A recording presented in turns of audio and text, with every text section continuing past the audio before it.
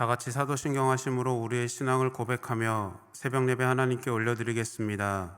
전능하사 천지를 만드신 하나님 아버지를 내가 믿사오며 그 외아들 우리 주 예수 그리스도를 믿사오니 이는 성령으로 잉태하사 동정녀 마리아에게 나시고 본디오 빌라도에게 고난을 받으사 십자가에 못 박혀 죽으시고 장사한 지 사흘 만에 죽은 자 가운데서 다시 살아나시며 하늘에 오르사 전능하신 하나님 우편에 앉아 계시다가 저리로서 산자와 죽은 자를 심판하러 오시리라.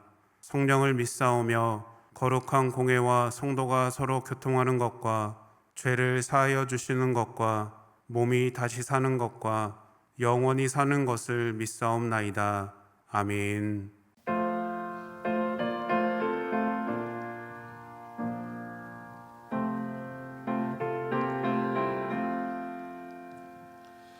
죄짐 받은 우리 구주 어찌 좋은 친구인지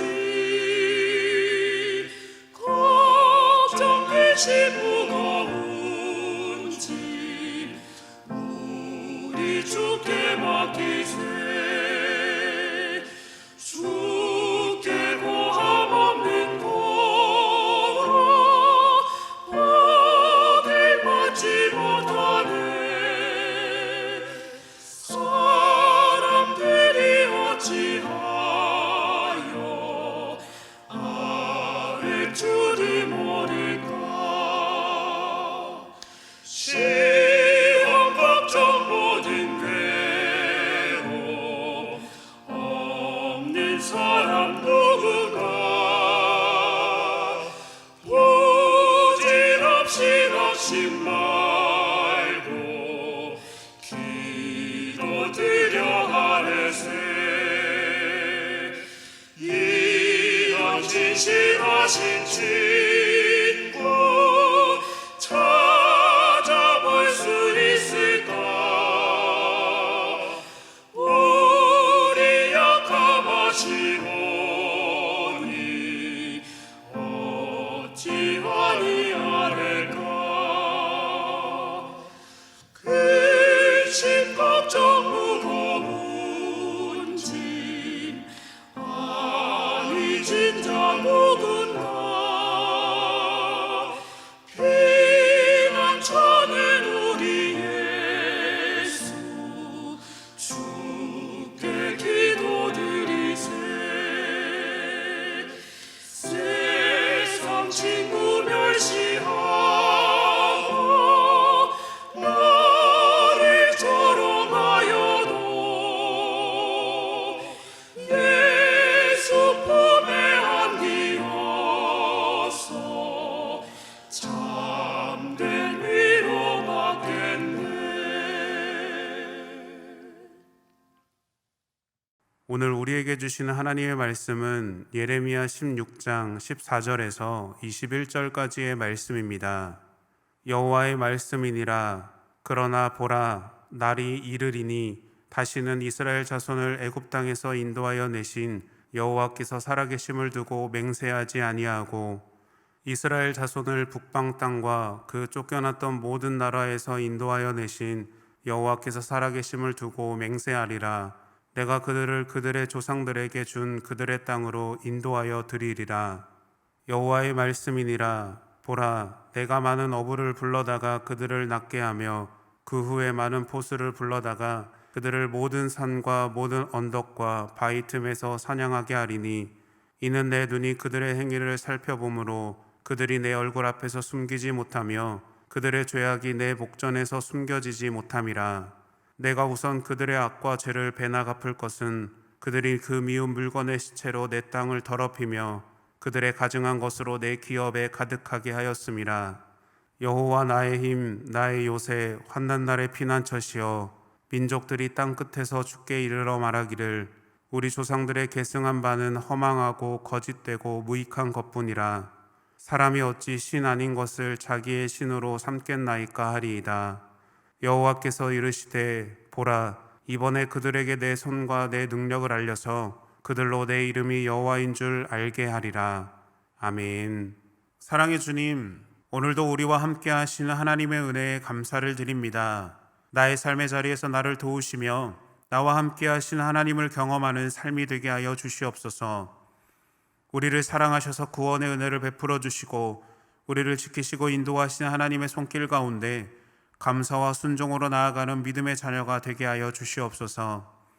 이 땅에 허망하고 거짓되고 무익한 것들로 나의 삶을 채우고 만족하고 있었다면 하나님 용서하여 주시옵소서. 하나님께서 주신 능력과 은혜를 통하여서 우상에 흔들리지 않게 하시고 하나님의 축복의 통로로 쓰임받을 수 있도록 주님 인도하여 주시옵소서. 이 시간 말씀으로 나아갑니다. 하나님께서 주시는 말씀을 통하여 믿음의 삶을 살게 하시고 행함으로 결단하며 나아가는 은혜가 있게 하여 주시옵소서. 모든 것 주님께 감사드리며 예수님의 이름으로 기도드립니다. 아멘.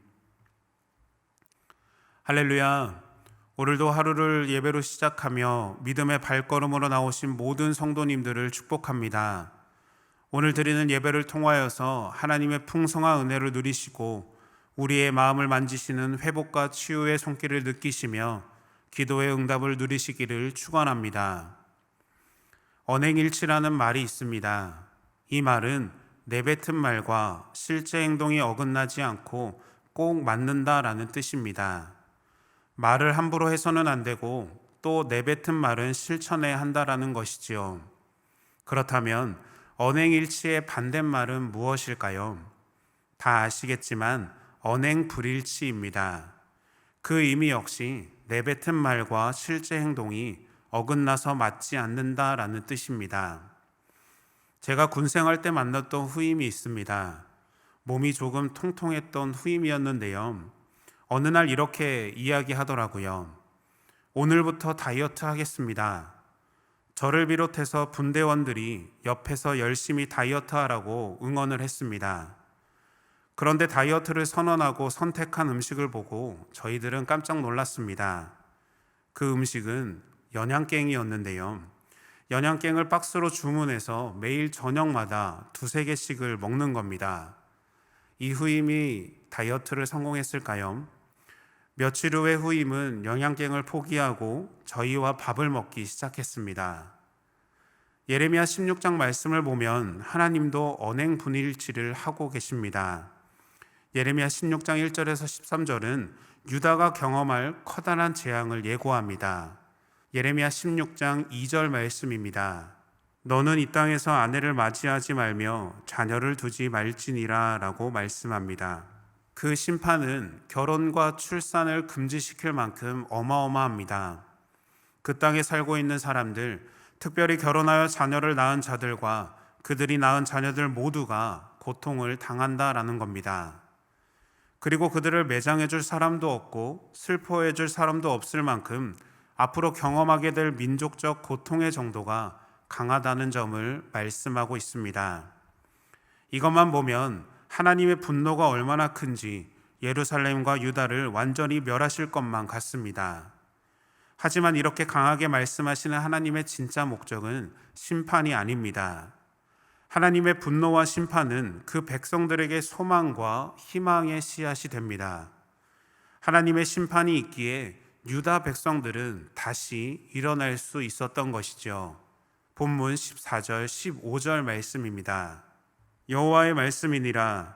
그러나 보라, 날이 이르리니 다시는 이스라엘 자손을 애굽 땅에서 인도하여 내신 여호와께서 살아계심을 두고 맹세하지 아니하고 이스라엘 자손을 북방 땅과 그 쫓겨났던 모든 나라에서 인도하여 내신 여호와께서 살아계심을 두고 맹세하리라. 내가 그들을 그들의 조상들에게 준 그들의 땅으로 인도하여 드리리라 라고 말합니다. 앞서 하나님은 유다에 대한 철저한 심판을 선포하셨습니다. 그런데 갑자기 유다의 회복을 선포하십니다.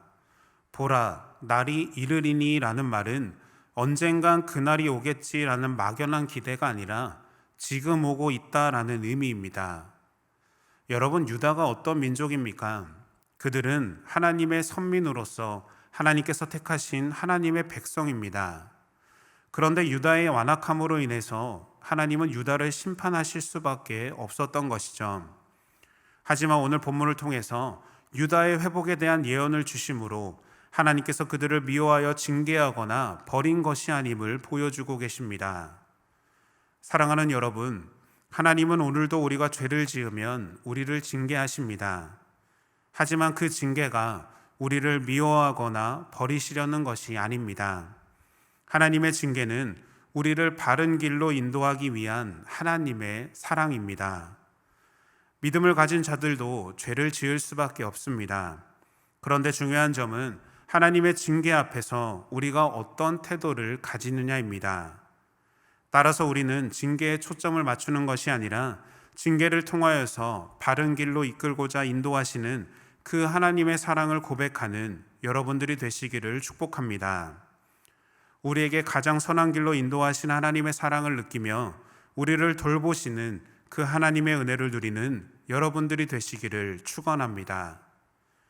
그리고 계속해서 하나님은 타락한 유다에 대한 하나님의 철저한 심판을 예고하십니다. 본문 16절 말씀입니다. 여호와의 말씀이니라 보라 내가 많은 어부를 불러다가 그들을 낫게 하며 그 후에 많은 포수를 불러다가 그들을 모든 산과 모든 언덕과 바위 틈에서 사냥하게 하리니 라고 말씀하십니다. 어부와 포수는 이스라엘을 심판하기 위해 사용된 북방의 군대, 즉 바벨론에 대한 상징입니다.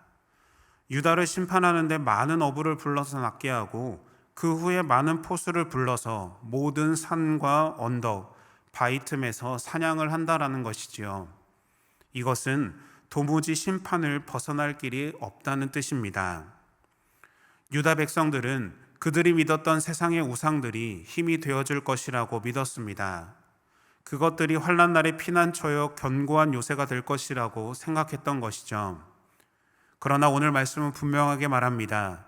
하나님 외에 힘과 요새요, 피난처가 되는 것이 이 세상에는 단 하나도 없다라는 겁니다. 우리는 하나님의 눈동자를 피할 수가 없습니다. 하나님은 우리가 아무리 은밀하고 깊숙한 곳에서 죄를 짓더라도 어부처럼 낚아 올릴 것이고 어디서든지 죄악의 자리를 추적하여서 포수처럼 우리의 죄를 찾아내실 겁니다. 그렇다면 우리의 진짜의 모습은 언제일까요? 우리의 진짜 모습은 아무도 보지 않는 그때입니다. 여러분들의 은밀하고 깊숙한 곳에 자리 잡고 있는 여러분들의 진짜 모습은 무엇입니까? 하나님 앞에 정결하신가요? 아니면 하나님 외에 다른 것들이 자리를 잡고 있으신가요? 하나님 앞에서 죄를 숨기지 마십시오. 오히려 하나님 앞에서 솔직하게 죄를 고백하고 회개하며 하나님을 의지하는 여러분들이 되시기를 바랍니다. 하나님 앞에 진실함과 정직함으로 나아가 모든 삶의 영역에서 정결한 마음으로 온전히 고백하는 믿음의 자녀들이 되시기를 축원합니다. 예레미야는 오늘 말씀을 기도와 찬양으로 마무리합니다. 본문 19절 말씀입니다. 여호와 나의 힘 나의 요새 환난 날의 피난처시여 민족들이 땅끝에서 주께 이르러 말하기를 우리 조상들의 계승한 바는 허망하고 거짓되고 무익한 것뿐이라. 아멘. 이스라엘뿐만 아니라 모든 민족들도 하나님 앞에 나와 자신들이 믿었던 우상들이 거짓되고 무익함을 인정하고 오직 하나님만이 참된 신이 되심을 고백하고 있습니다. 그때의 민족들이 자신들의 조상들이 계승한 것, 곧 우상의 허망함과 무익함을 알게 되는 것이죠. 여러분들도 하나님은 우리의 힘이시며 요새가 되시며 환난 날의 피난처가 되심을 믿으십니까? 우리는 하나님 외에 다른 신이 없다는 분명한 진리를 믿어야 합니다. 세상의 우상들이 우리를 아무리 그럴듯한 성공으로 이야기하고 권력과 명예도 그 외에 우리가 가진 힘과 능력으로도 하나님의 자리를 대신할 수 없음을 기억하십시오. 오직 하나님만이 유일한 생명과 희망이 되시며 우리가 끝까지 붙잡고 나아가야 할 은혜인 줄로 믿습니다. 하나님은 우리를 사랑하시기 때문에 우리가 잘못된 우상을 숭배하는 죄를 내버려 두지 않으십니다. 그때마다 우리의 삶에 말씀하시기도 하고 다른 이들을 통하여서 경고를 전하기도 하십니다. 하지만 하나님은 그 모든 것들을 정말로 이루시려는 것이 아니라 우리 스스로 깨우쳐 죄의 길에서 돌이키기를 원하신다라는 것이죠. 하나님은 우리가 어두운 길을 다니도록 내버려 두지 않으십니다. 세상의 우상과 유혹, 욕심으로 만족하고 살아가고 있다면 그 교만한 마음을 버리시기를 바랍니다. 우리는 스스로 존재할 수 없습니다. 언제나 하나님의 손과 도움이 우리 안에 있어야 영원한 생명을 누리게 될 줄로 믿습니다. 나의 힘이요 요새시며 환난 날의 피난처가 되시는 하나님만을 고백하며 우리를 가장 좋은 길로 인도하시는 그 하나님의 손길을 경험하며 하나님을 믿고 따르는 삶을 살아가는 저와 여러분들이 되시기를 예수님의 이름으로 축원합니다. 함께 주기도문 하심으로 예배를 마치겠습니다. 하늘에 계신 우리 아버지여, 이름이 거룩히 여김을 받으시오며 나라가 임하시오며 뜻이 하늘에서 이루어진 것 같이 땅에서도 이루어지이다. 오늘 우리에게 일용할 양식을 주시옵고 우리가 우리에게 죄 지은 자를 사하여 준 것 같이 우리 죄를 사하여 주시옵고 우리를 시험에 들게 하지 마시옵고 다만 악에서 구하시옵소서. 나라와 권세와 영광이 아버지께 영원히 있사옵나이다. 아멘.